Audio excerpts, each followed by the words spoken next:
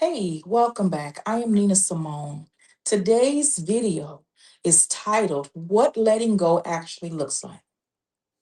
Before I go into today's video, I just wanted to recap. In my last video titled The Hardest Part About the Prodigal Son Story, we talked about how letting go of control can actually be the hardest part of this journey. How trying to hold everything together can sometimes create more distance instead of less. But today, I want to walk you through what that actually looks like because this is where a lot of parents feel stuck. Because it's one thing to hear let go and another thing to actually live it. Because letting go sounds simple until you are the one who has to do it. And the moment you even think about stepping back, fear starts getting louder. You start thinking, what if things get worse? What if I should say something? What if I'm making the wrong decision? What if they're making the wrong choices? And now you're not just loving your child, you're trying to manage the outcome. Because fear of the unknown starts speaking louder and it convinces you that if you let go, things might fall apart instead of come together. And that may be true. But what I started to realize was I could clearly see the choices my child was making and where they were leading, like staying up all night, not getting up for work, showing up late, and then knowing eventually that could cost them their job. And when you can see that happening, everything in you wants to step in before it gets worse. But what I had to face was just because I could see where it was going didn't mean it was mine to control. And this is where a lot of parents get stuck because we hear let go, but no one really shows us what that actually looks like.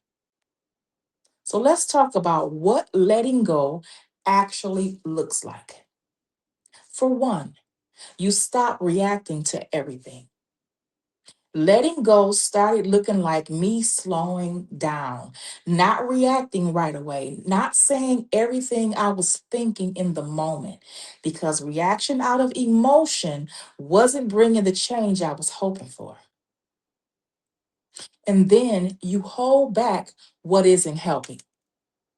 It looked like holding back my advice, my criticism, even my complaints sometimes. Because I had to be honest with myself. What I was saying wasn't changing anything.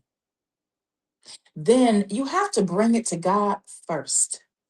Instead of stepping in immediately, I started bringing it to God first, praying before reacting, pausing before speaking, and learning to trust God with what I couldn't fix. And then finally, you have to allow space for growth. And this was one of the hardest parts, letting them experience the consequences of their choices.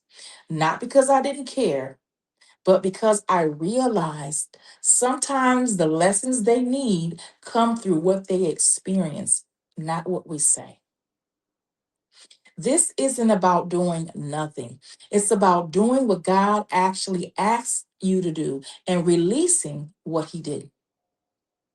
Letting go doesn't mean you stop loving them. It doesn't mean you stop being their parent. It means you stop trying to carry a role that was never yours. And I'll be honest, this isn't easy, but it's necessary. Because I had to learn that my role wasn't to control the outcome, it was to stay aligned with God in the process. You can still love your child deeply and trust God enough to meet them in places you can't.